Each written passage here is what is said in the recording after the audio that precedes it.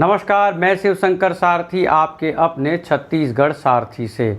छत्तीसगढ़ में national news channel आज तक के सालों तक छत्तीसगढ़ प्रमुख रहे सुनील नामदेव पर वसूली के आरोप हैं और इस आरोप में पुलिस ने उन्हें बाकायदा हिरासत में लिया है और उनके कैमरामैन को जेल भेज दिया गया है। सोशल मीडिया में और कुछ वेबसाइट्स पर जो खबरें हैं उस लिहाज से हम इस खबर पर बात करना चाहते हैं सुनील नामदेव साहब की गिरफ्तारी पर।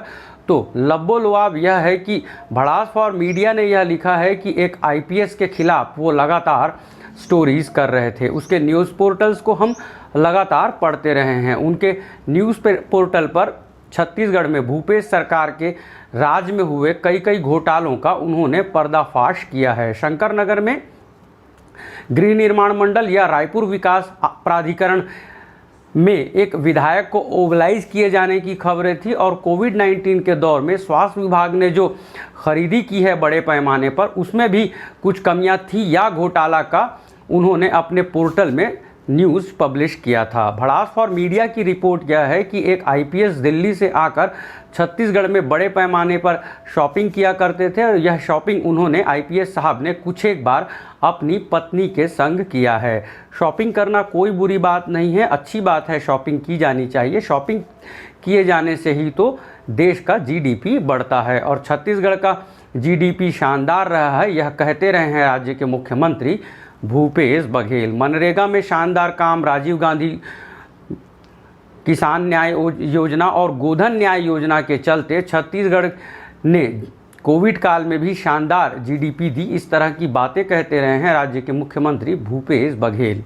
तो भड़ास फॉर मीडिया की खबर यह है कि एक आईपीएस जो बड़े पैमाने पर शॉपिंग किया करते थे उनका भुगतान कैश में एक डीएसपी या कोई पुलिस अधिकारी कैश में किया करता था। इस तरह की खबरें हैं और इस खबर को फॉलो कर रहे थे सुनील नामदेव।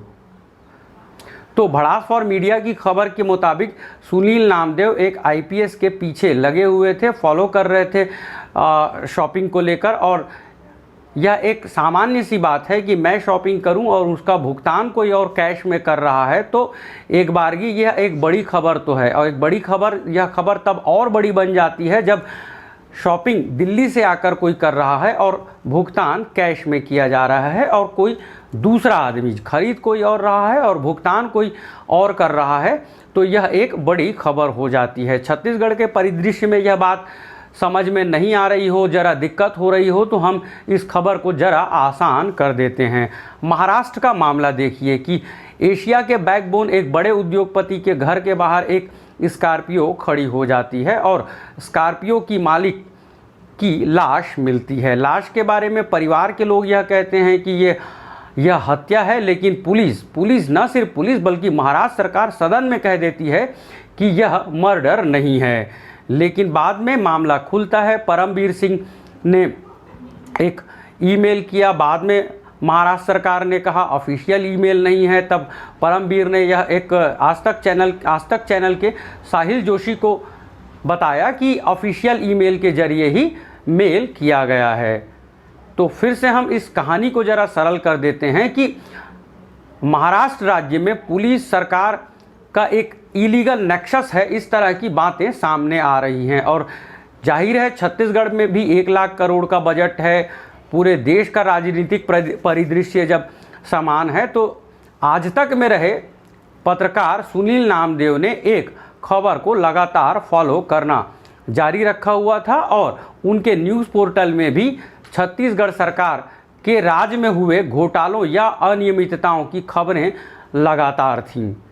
तो मोटे तौर पर सुनील नामदेव की गिरफ्तारी के बाद बहुत से लोगों को यह लगा कि सरकार के खिलाफ रिपोर्ट्स लगातार लिखे जाने के चलते यह गिरफ्तारी हुई है।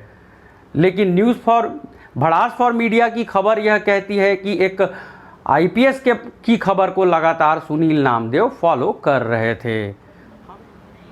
न्यूज़ पोर्टल्स और व्हाट्सएप ग्रुप में लिखी गई खबरों के मुताबिक एक टीआई भी प्रार्थी बन गए हैं। टीआई साहब का यह कहना है कि सुनील नामदेव ने उनके साथ गाली गलौज की, तो एक टीआई प्रार्थी बन गए हैं। इसलिए भी हम महाराष्ट्र राज्य का उल्लेख कर रहे थे, क्योंकि सुनील नामदेव की गिरफ्तारी में एक टीआई प्रार्थी बन गए हैं और भड़ास फॉर मीडिया की रिपोर्ट में आईपीएस का नाम आ रहा है, तो मोटे तौर पर महाराष्ट्र और छत्तीसगढ़ की कहानी को रिलेट किया जाना चाहिए। महाराष्ट्र की खबर में पत्रकार कहीं नहीं है और छत्तीसगढ़ की खबर में आज तक में पत्रकार रहे सुनील नामदेव आरोपी हैं। आईपीएस सरकार और पुलिस की बात हो रही है तो कमल शुक्ला और सुशील शर्मा की बात भी की जानी चाहिए। पत्रकार सुशील शर्मा के खिलाफ छत्तीसगढ़ राज्य महिला आयोग ने अधिकार से बाहर जाकर फैसला दे दिया। छत्तीसगढ़ में जो वरिष्ठ पत्रकार हैं उन्होंने डॉक्टर रमन सिंह के कार्यकाल की अनियमितताओं को भी लगातार लिखा और जाहिर है कि भूपेश सरकार के कार्यकाल की भी खबरें होंगी, समीक्षा होगी पत्रकारिता के नज़र से। लेकिन भूपेश सरकार के कार्यकाल में पत्रकारिता की नज़र से जिन्होंने अनियमितताओं को उजागर किया है, खबरें लिखी हैं, क्या यह इत्तेफाक हो रहा है? इत्तेफाक है कि उनकी गिरफ्तारियां हो रही हैं। कमल शुक्ला के साथ पिटाई हुई और सुशील शर्मा की बाकायदा गिरफ्तारी कर ली गई और गिरफ्तारी की कोशिशें भी हुई पहले, और बाकायदा छत्तीसगढ़ राज्य महिला आयोग ने शायद अधिकार से बाहर जाकर फैसला दे दिया कि उनके रजिस्ट्रेशन, अखबार का रजिस्ट्रेशन रद्द कर दिया जाए का आदेश दिया छत्तीसगढ़ राज्य महिला आयोग ने।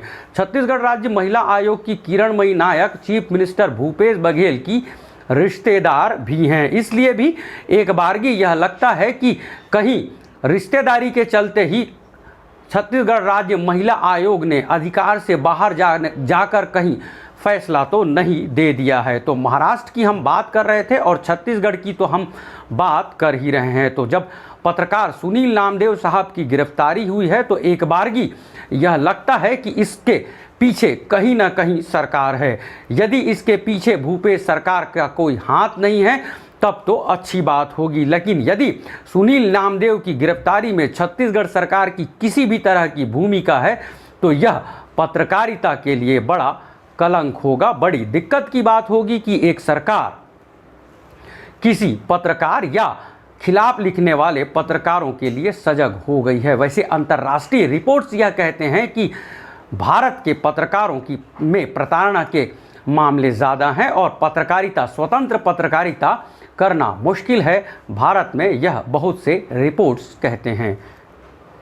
इस पूरी खबर पर हम बात करने की कोशिश करेंगे माना और तेलीबांधा थाने के टीआई से भी।